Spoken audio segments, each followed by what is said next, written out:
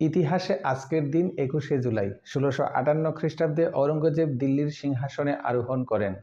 তিনি ছিলেন মুঘল সাম্রাজ্যের শেষ সার্বভৌম সম্রাট। ১৭০৭ খ্রিস্টাব্দে তার মৃত্যুর পর মুঘল সাম্রাজ্যের পতন ঘটে। ১৮৮৩ খ্রিস্টাব্দে পুরানো স্টার থিয়েটারের উদ্বোধন হয়। ১৮৯৯ খ্রিস্টাব্দে মার্কিন সাহিত্যিক আর্নেস্ট হেমিংওয়ে জন্মগ্রহণ করেন। ১৯০১ খ্রিস্টাব্দে গুজরাটি কবি উমাশঙ্কর যোশী জন্মগ্রহণ করেন। ১৯০৬ খ্রিস্টাব্দে ভারতীয় জাতীয় কংগ্রেসের প্রথম সভাপতি উমেশচন্দ্র বন্দ্যোপাধ্যায় প্রয়াত হন।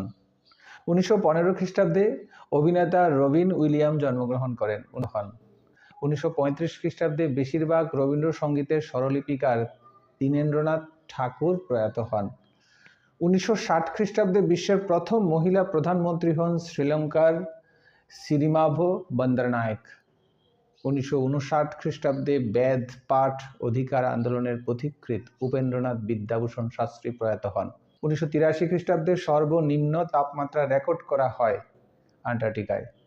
১৯৬১ খ্রিস্টাব্দে মহাকাশযান অ্যাপোলো 2 পৃথিবীতে ফিরে আসে। ১৯৪৭ খ্রিস্টাব্দে ভারতের সংবিধান সভা জাতীয় পতাকা গ্রহণ করে।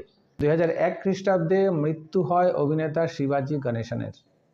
১৮১৬ খ্রিস্টাব্দে রয়টার্সের প্রতিষ্ঠাতা সাংবাদিক পল রয়টার্স জন্মগ্রহণ করেন।